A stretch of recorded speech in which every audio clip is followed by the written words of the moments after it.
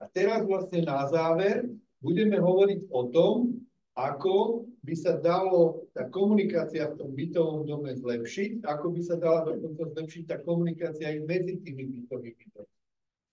Aby, povedzme, ste sa dostávali k tým informáciám, ktoré chcete, kedy chcete a koľko chcete. Dobrý večer. Tak ako ste naznačili, v podstate tie témy tu boli rôzne, boli zaujímavé a to, čo vlastne my vieme možno pomôcť niektorým z vás, možno viacerým, je vlastne ten rozhodovací proces. To znamená, že ja som spoločnosť Resitec, ktorá vyvinula aplikáciu a v podstate také dve roviny. Ani nepôjdem veľmi podľa slajdov, vyskúšam v rámci tých 10 minút zhrnúť. Tá prvá časť tej platformy je komunikačná, to znamená, že správcovia SVBčka, kľudne zástupcovia bytov vedia komunikovať medzi sebou, a keď tam správca vie komunikovať voči bytovým domom, nahlasovanie porúk od majiteľov smerom na správcu, rovno tá vlastne poruka na pár klikov, ráno odsúdite tie vchodové dvere, ktoré sú odbité alebo pokazený výťah, rovno tá informácia ide na správcu, rovno to je technik, rovno sa to rieši. Zvyšní majiteľia už nemusia nahlasovať a opakovať tú informáciu, ale v podstate rovno sa to začne riešiť a vidíte, ako majiteľ počas dňa v rámci toho vlastne, keď to je už riešenie, či to je riešenie vyriešené, a to znamená, že zrýchlenie procesu a menej komunikácie.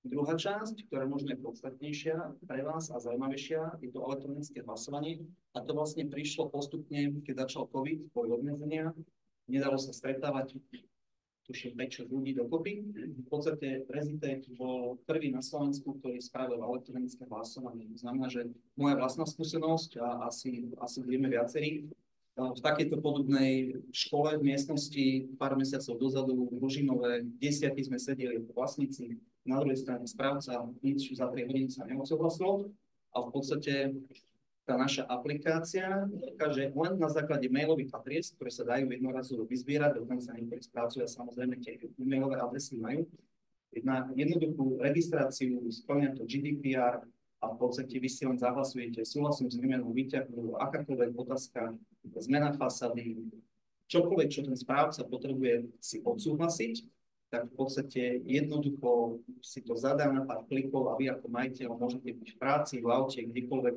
nemusíte byť fyzicky v tej miestnosti. Na druhej strane sme mysleli aj na starších ľudí, ktorí možno nevyužívajú aplikáciu alebo s tým nevedia pracovať.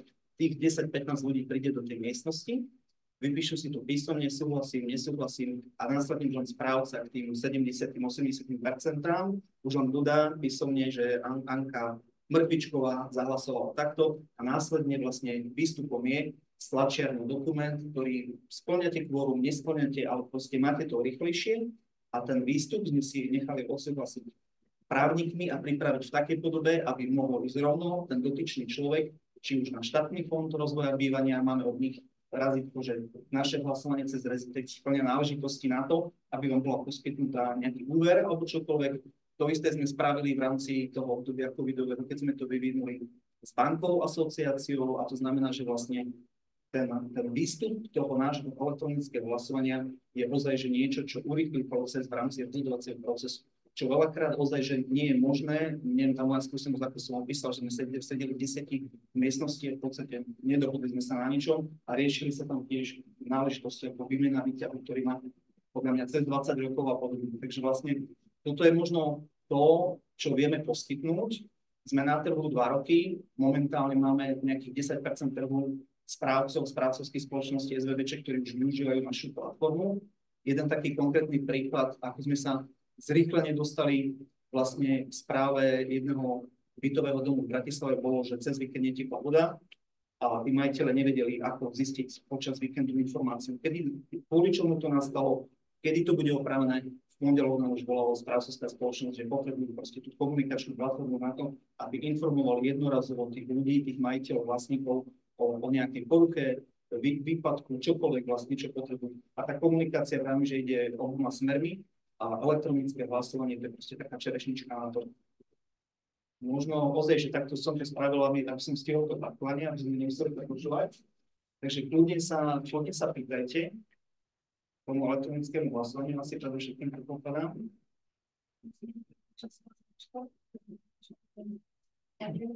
ten výstup, samozrejme tam celá tá informácia je, to znamená, že ak vy to zahlasujete takto večer pri televízii alebo počas, pravím, že kedykoľvek, je tam tá stopa časová, že vy ako majiteľka ste zahlasovali elektronicky v daný moment a potom tých pár ľudí, ktorí to napríklad dôchodcovia dajú písomne, tak pre ňom je zase informácia, že zahlasoval vtedy a vtedy písomne a v podstate ten správca alebo ktokoľvek, kto ide na ten štátny fond alebo do banky, žiadať napríklad ten úver, tak vlastne má tam potom ten papierový doklad od tých pár dní.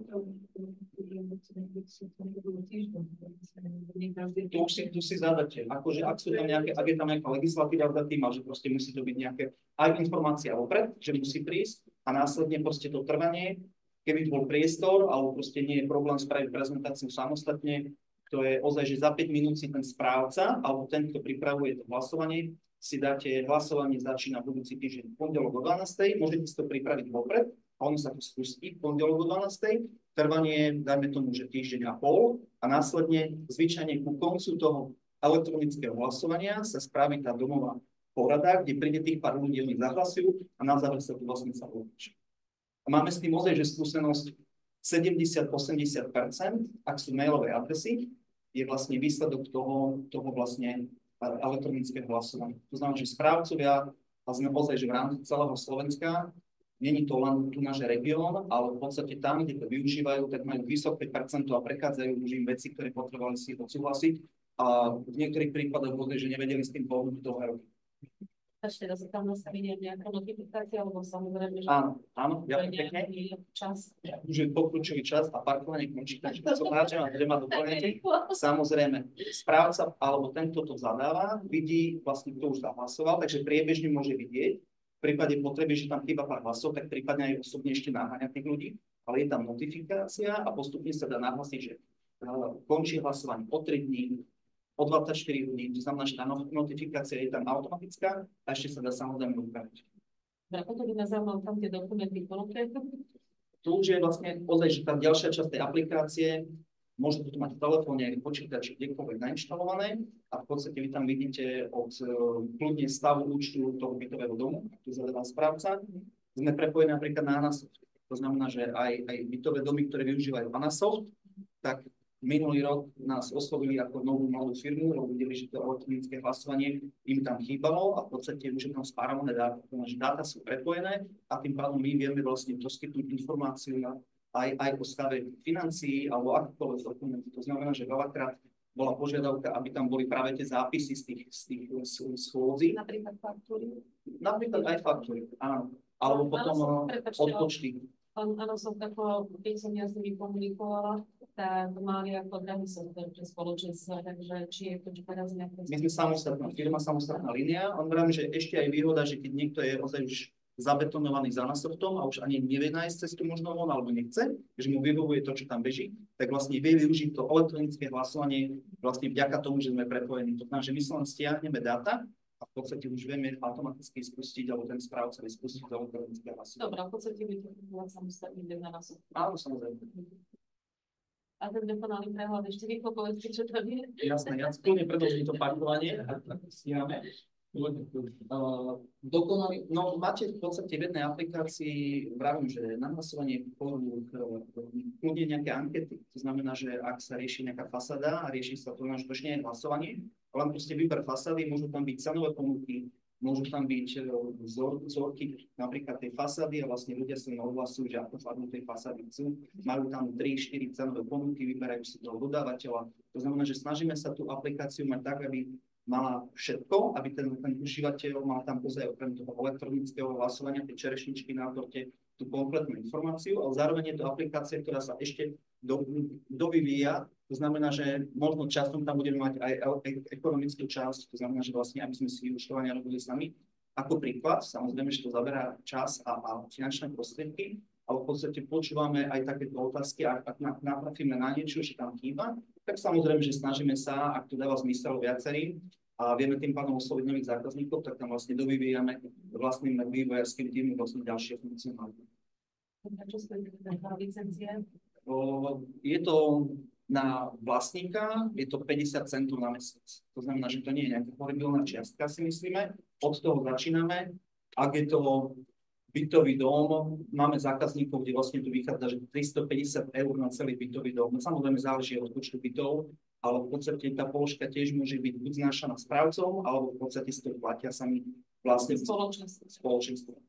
Takže v podstate tá čiastka je niekedy v tom rozúčtovaní taká, že zanedbateľná, ale aj tá cenová politika je nastavená tak, aby sme získali čím skôr horizonty dôvodov ako výrazný problém. Čiže to je ročný, 350 eur môže byť ročná suma za využívanie neobmedzeného počtu napríklad tých elektronických hlasov. Ale ešte preklikám, či tam náhodou niečo nevyšlo. Elektronické hlasovanie sme spomínali. Tu je vlastne príklad, ako to môže vyzerať v tom telefóne. Čiže je aj webová verzia, aj mobilná verzia. Áno, presne tak. A súčasne obidve verzie. Áno.